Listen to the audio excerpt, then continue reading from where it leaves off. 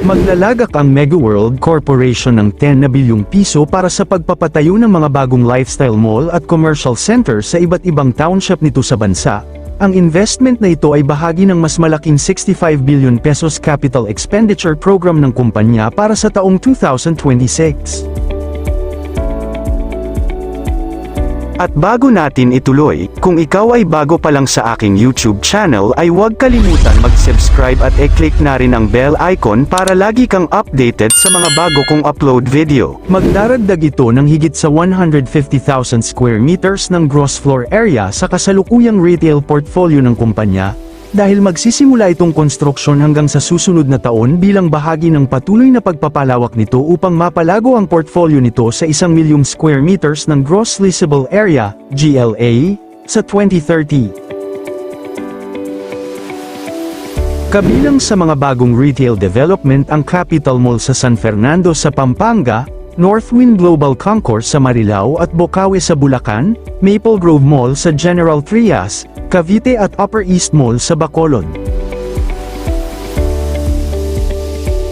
Ang mga shopping mall na ito ay magsisilbi sa kani-kanilang mga komunidad sa township sa pamamagitan ng pinahusay na commercial synergy, na nagbibigay ng mas malawak at mas pinagsama-samang seleksyon ng retail, dining at lifestyle options para sa mga mallgoers at customers sa hinaharap. Ang Capital Mall ay isang 4 na level na pagpapaunlad ng mall na nakatakdang itayo sa loob ng Capital Town, Pampanga, na nagtatampok ng disenyo na nagbibigay pugay sa pamana ng Pampanga Sugar Development Company, PASUDECO. Ang site ay ang dating sugar mill ng PASUDECO. Itatayo din sa loob ng Northwind Global City ang Northwind Global Concourse, isang 2-level retail complex na direktang konektado sa paparating na Northwind Station ng North-South Commuter Railway. Ang Maple Grove Mall, samantala, ay magiging isang 2-level na retail development na nagtatampok ng klasikal na modernong disenyo, na nag-aalok ng curated mix ng dining at retail space. Pinapalawak din ng Megaworld ang Festive Walk Mall sa pamamagitan ng bagong 2-level retail development na itatayo sa pagitan ng umiiral na mall at Richmond Hotel Iloilo. Ito ay magiging tahanan ng isang sangay ng Landers Superstore, na lalong magpapalakas sa retail ecosystem sa loob ng Iloilo Business Park. Ang mas malakas na paggasta ng consumer ay patuloy na nagtutulak ng pangangailangan para sa dekalidad na komersyal na espasyo, partikular sa mga pangunahing sentro ng paglago kung saan matatagpuan ang mga township.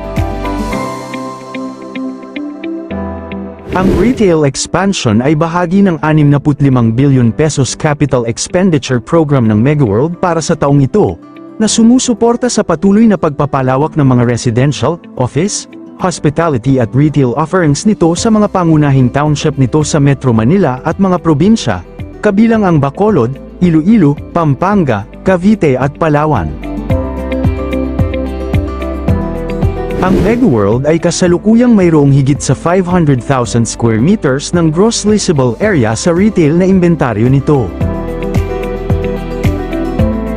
Samantala sa kasalukuyang taon, plano ng SM Prime Holdings na magbukas ng 4 na bagong mall sa Pilipinas bilang bahagi ng kanilang agresibong expansion tungo sa layuning magkaroon ng 100 mall sa bansa sa pagdating ng 2027.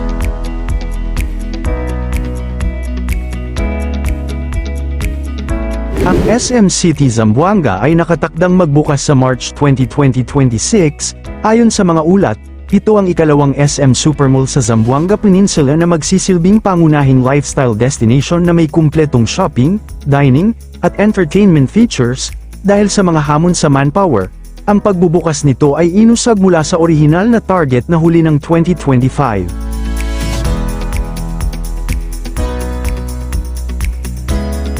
Inaasahang magbubukas sa unang quarter ng 2026 matapos ang ilang pagkakaantala sa konstruksyon. Ito ay magsisilbing mahalagang retail hub sa Mindanao. Target magbukas sa kalagitnaan ng 2026 sa loob ng River Park North Estate. Ito ang magiging ikawalong SM Mall sa lalawigan ng Cavite.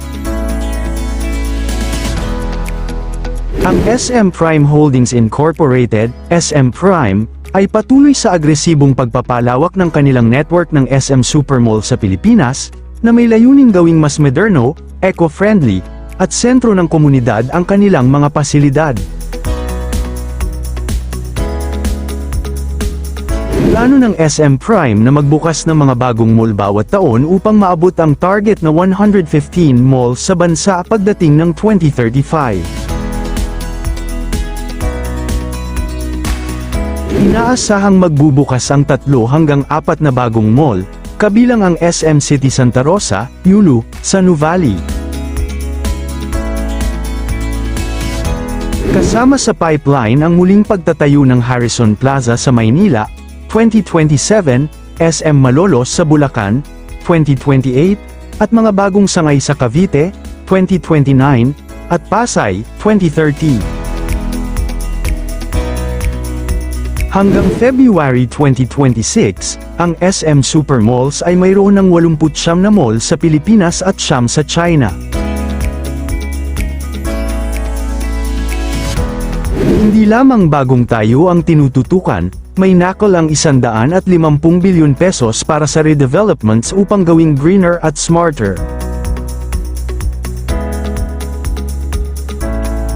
Sumasailalim sa 7 bilyong pesos expansion at renovation na matatapos sa pagitan ng 2027 at 2029, tatampok ito ng indoor gardens at mas malawak na espasyo para sa mga tao. Patuloy ang pagpapalawak sa MOA Complex bilang isang integrated lifestyle city na may mga opisina, tirahan, at convention centers.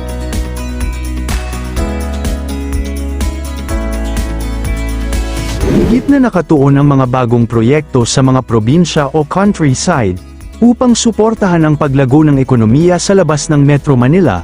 Ang mga bagong mall ay idinidisenyo upang maging people-centered, na may focus sa water recycling, solar energy, at mas maraming green space o lush gardens. Ang konsepto ay hindi lang basta pamilihan, kundi mga integrated lifestyle cities kung saan magkakasama ang mall, condo, SMDC, hotel, at opisina.